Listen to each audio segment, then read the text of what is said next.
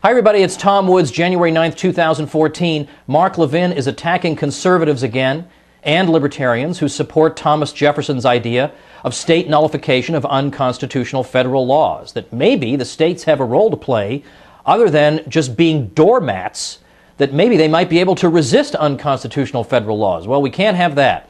So we've got attacks coming from Levin against radio host Mike Church, against Kevin Gutzman, the esteemed Madison biographer, who happens to be more of a constitutional originalist than Levin himself is, and also the heroic 10th Amendment Center.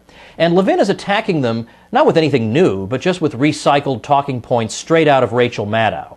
And as usual, it's a lot of name calling. And I'm not going to repeat the names that he's been calling me and other people because it's degrading and it's disgraceful, and so I'm not going to dwell on that. But there is one name that he likes that he copied from Rachel Maddow that he uses all the time. That's neo-Confederate. This is a Marxist term that doesn't really mean anything, but he's claiming that you're a neo-Confederate if you support state nullification. Mark, have you ever read Jefferson Davis's farewell speech to the U.S. Senate? I have a feeling I know the answer, but you might want to check that out before you make this inane neo-Confederate charge. And when in fact, nullification was far more often appealed to by northern states than by southern, and it was used to fight against slavery, not to support it. Levin also attacks an unnamed judge, but we all know it's Judge Andrew Napolitano. All of us are fringe. We're all to be shunned from polite society. And so by implication is Walter Williams to be shunned because he too is fringe, because he too supports state nullification. Levin listeners, are you sure you want to follow him on this? That now, I bet you guys like Judge Napolitano. I bet you like Walter Williams. You're not allowed to anymore. These people are fringe, citizen. Avoid them. Now, my own interaction with Levin has been limited, but we had a debate over presidential war powers one time.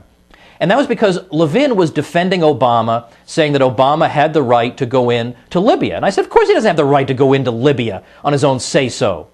And so I made the constitutional argument against that, and I was basically just making the arguments that Robert Taft made. Remember Robert Taft, the most conservative member of the U.S. Senate in 1950-51? At that time, Taft made a speech on the Senate floor saying that the correct conservative constitutionalist position is limited presidential war powers.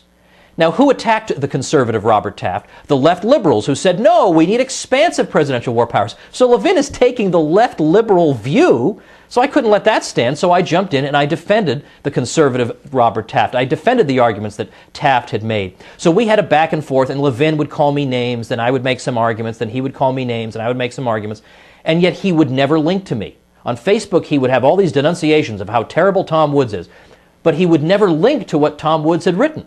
I wonder why. I linked to him every time. Every time. I was so confident in my arguments, I thought, it's okay if people see Levin's arguments. I want them to see how flimsy Levin's defenses of Obama are. Now look, Mark, if you want to repeat Rachel Maddow talking points, or you want to endorse Orrin Hatch, who voted for TARP, or you want to defend Obama, you go right ahead. But the name-calling has really got to stop, because you're putting your listeners in a very uncomfortable position. They're running all over social media trying to defend you, but it's very hard for them because they know deep down that it's wrong to call people names and be childish like that. And in fact, none of us, it wouldn't occur to me or to Kevin Gutzman or Mike Church, it wouldn't occur to us to call you a name. So, I mean, maybe we were just raised differently, I don't know. But your listeners also find that they don't really want to be enemies of Judge Napolitano. They don't want to be enemies of Walter Williams. So don't make them do this. Now, you call me and the whole group of us fringe. Well, if you want to have a battle over credentials, bring it on. Mine are up at tomwoods.com. But I don't think you want to do that. I'm going to take you at your word that you really want to shed light. So how about this? I propose a debate. We debate the following proposition.